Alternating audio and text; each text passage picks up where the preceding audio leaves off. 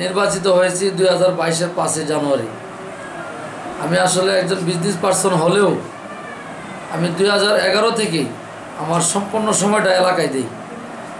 6 মাস অথবা 1 বছর অন্তরে আমি আমার ব্যবসা প্রতিষ্ঠানগুলো দেখার জন্য 1 মাসের জন্য আমি আমার বিভাগীয় কমিশনার থেকে ছুটি নিয়ে এবং একজন প্যানেল চেয়ারম্যানকে দায়িত্ব দিয়ে তারপর আমি দেশের বাইরে যাই। আমার প্যানেল চেয়ারম্যান যাকে আমি দায়িত্ব দিই তার প্রতি আমার অনুরোধ থাকে যে সে নিয়মিত অফিস করবেন, আমার ইউনিয়নের সর্বস্তরের জনগণের যাতে কোনো রকম অসুবিধা না হয় সেই প্রতিজ্ঞা এবং যে আমার সাথে করেন তাকে আমরা প্যানেল চেয়ারম্যান নির্বাচিত করে আমি রেখে যাই। তো বিগত দিনে যাকে রেখে গিয়েছিলাম আমার ইউনিয়নের 4 নং ওয়ার্ডের জনাব সাদেক মিয়া, ও অনেক ছেলে, অনেক ভালো, সে অফিস সুন্দরভাবে করেছেন। কিন্তু যে জালিয়াতিটা হয়েছেন এই জালিয়াতিতে আমি তো অবগত নাই, সেও আমার জানা মতে এই বিষয়ে অবগত ছিল না।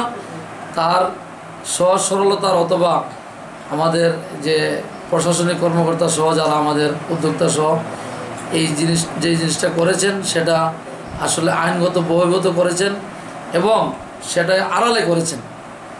আমরা যখন জানতে পাই বিষয়টার সাথে সাথে আমি যখন একটা আননোন নাম্বার থেকে ফোন পেয়ে আমি ছুটি থেকে আসার পর আমি 22 তারিখে যোগদানের পর হঠাৎ করে আমি শহরে একটা ব্যাংকে আমার ব্যক্তিগত কাজে তখন আমার কাছে একটা ফোন আসলো যে আপনার ইউনিয়নে এই বিষয় হচ্ছে। তো আমি তৎক্ষণাৎ আমার প্যানেল চেয়ারম্যানকে ফোন দিয়ে জানাই যে বিষয় কি, এরকম একটা কল আসছে। তখন সে বলল যে ভাই এটা তো আমি জানি না, আমি খবর নিচ্ছি। উনি খুব দ্রুত তৎপর হয়ে বিষয়টা তদন্ত করার পর আমাদের চোখে ধরা খাইছে এবং আমরা সহযোগিতা নেওয়ার জন্য যাদেরকে ব্যবহার করা দরকার, আমাদের বর্তমান সচিব যিনি জনাব মোহাম্মদ মহিবুর রহমান, আমাদের অত্র এলাকায় পরিচিত, সে আব্দুর রহমান মাস্টার হিসেবে খুব ভালো মানুষ। উনি 2 তারিখে আসছেন আমাদের এখানে। 2 তারিখের পর 5 তারিখ পর্যন্ত আমাদের এই সাবেক প্রশাসনিক কর্মকর্তার মাধ্যমে অনেকগুলি জন্ম নিবন্ধন ইস্যু হয়েছে, যেটা আমার উদ্যোক্তা সহযোগিতা করেছে, সেটাও আমাদের জানার বাইরে ছিল। আমরা বিষয়টা জানতে পেরেছি 5 তারিখ সন্ধ্যার সময়। আমরা এটা 6 তারিখ ব্যবস্থা নিয়ে আমাদের উপজেলা নির্বাহী অফিসার এবং আমাদের জেলা প্রশাসক মহোদয়কে আমরা জানিয়েছি। এটা ওনারা আইনগতভাবে যে ব্যবস্থা প্রয়োজন ইনশাআল্লাহ আশা করি সেই ব্যবস্থা নেবেন। অলরেডি তদন্ত কমিটি গঠন করে তদন্ত প্রক্রিয়াধীন এবং তদন্ত চলাকালীন সময়ে আমাদেরকে বিভিন্ন জায়গায় ওনারা তদন্ত স্বার্থে বিভিন্ন প্রশ্নবিদ্ধ করেছেন এবং আমরা তার উত্তর দিয়ে আমরা যাচ্ছি এবং আমরা সামনের দিকেও এই তদন্ত যাতে সঠিক হয় যে সহযোগিতা লাগে আমরা করব। এবং বিশেষ করে আমাদের এই এলাকার এই ঘটনাটা যে ঘটেছে এটার জন্য আমি বলবো যারা দায়ী হয়েছেন তাদের উপযুক্ত বিচার না হলে এটা আমাদের ইউনিয়নবাসীর কাছে জবাব দেওয়ার মতো কোনো কিছু থাকবে না। এই জন্য আমি বিশেষ করে আমাদের জেলা প্রশাসক মহোদয়ের কাছে আকুল আবেদন যে আমরা এই সঠিক তদন্তের মাধ্যমে তাদেরকে একটা সঠিক বিচারের আওতায় এনে আমার জনগণকে শান্ত দেওয়ার জন্য আমি আমার জেলা প্রশাসক মহোদয়ের কাছে আবেদন জানিয়ে আজকের মতো এখানেই আপনাদেরকে ধন্যবাদ জানিয়ে শেষ করছি। ধন্যবাদ সবাইকে। আসসালামু আলাইকুম রহমতুল্লাহ। বক্তব্য এটাই, কারণ যে প্রকারের দুর্নীতি হয়ে গেছে উনি আসলে ওই স্বৈরাচার সরকার ছিল আর উনি আওয়ামী লীগ ফ্যামিলি সন্তান, ওই দাপটে উনি যা ইচ্ছা তাই করে গেছে।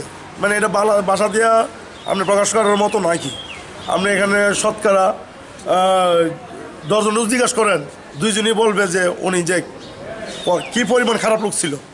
তো যাই হোক, উনি তো আমাদের ইউনিয়নের আমাদের চেয়ারম্যান মহোদয়ের আমরা যারা মেম্বার আছি আমরা যে কী পরিমাণ মান সম্মান উনি নষ্ট করছে, এলাকার মান সম্মান কী পরিমাণ নষ্ট করছে যেটা বাসাতে বলতে পারতাম না, কারণ মানুষ এরকম করতে পারে না।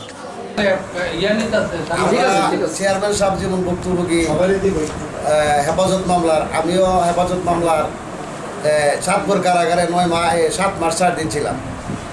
তারপরে ওইখান থেকে কইরা জনগণের ম্যান্ডেট নিয়ে বদল ইউনিয়নে আসছি। আপনারা যে ইয়ার ব্যাপারে বললেন জন্ম নিবন্ধনের ব্যাপারে, আসলে আমরা পরিষদের কেউ এ ব্যাপারে জানি না। আমার জানা মধ্যে ইয়ার সচিব সাহেব নিজেই দায়িত্ব শেয়ার করছে, উনি এটার দায়ী।